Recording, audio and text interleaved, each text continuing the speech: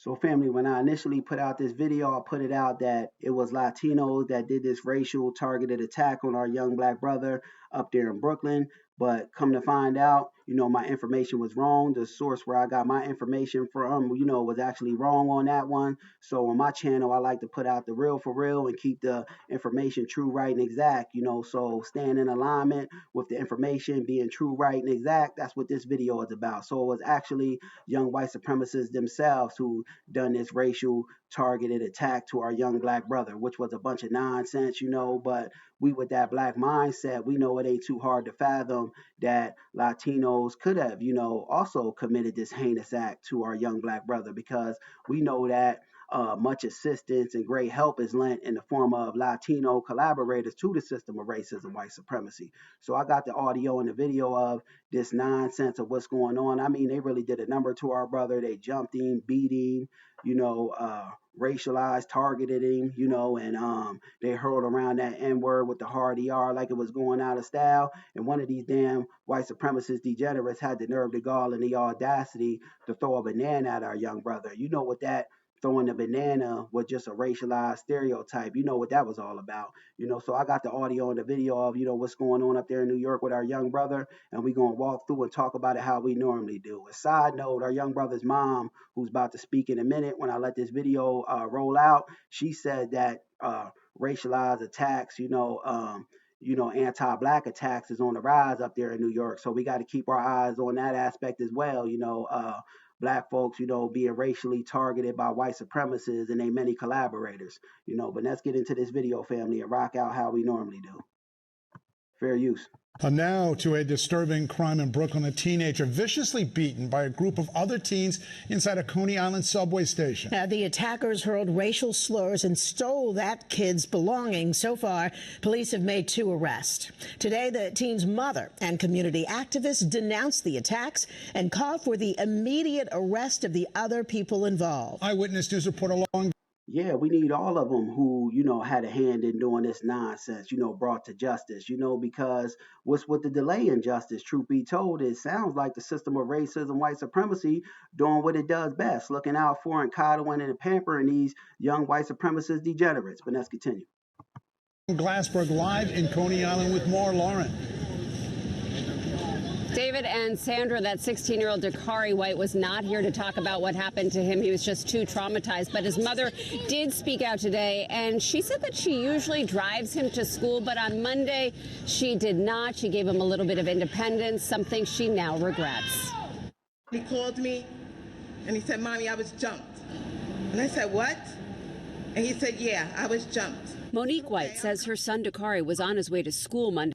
Got to skip it past this, family, because they'll hit me. In all actuality, they'll, hit the channel, and try to suppress the views and flag the content. And truth be told, this, attack on our young brother, which is about to show, I don't even want to see it. It gets my blood boiling. It gets me too upset even watching it. Skip past that.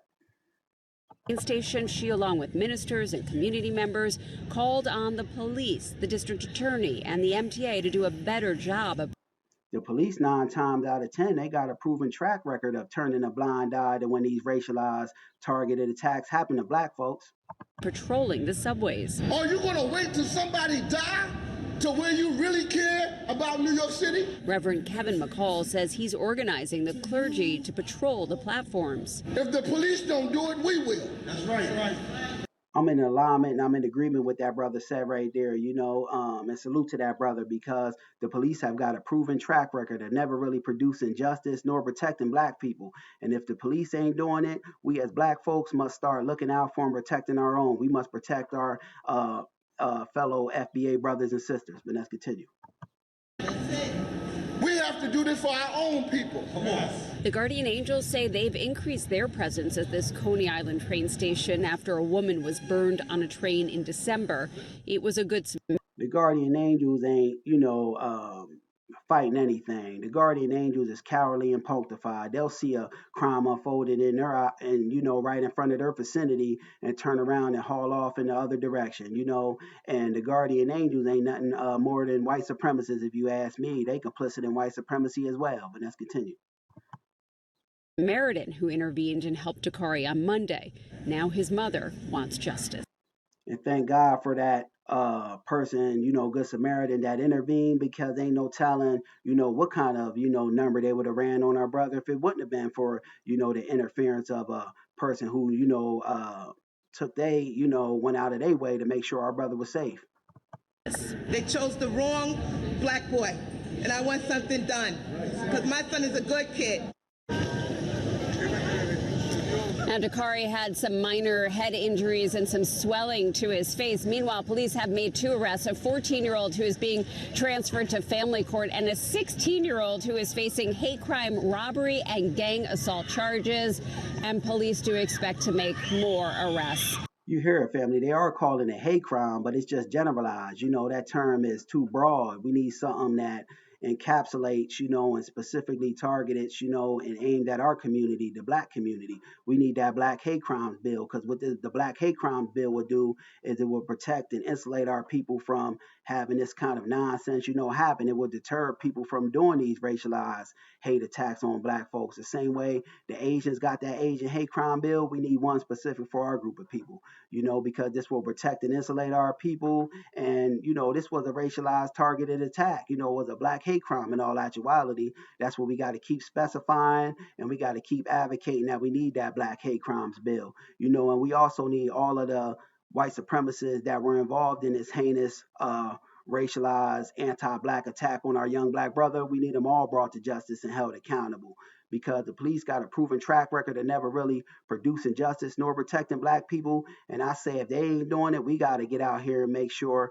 FBA society is protected. We got to start looking out for our fellow brother and sister. And I want to send my condolences out to our young brother and his family. May he, have a fast and speedy recovery. Just my thoughts on the matter. Peace.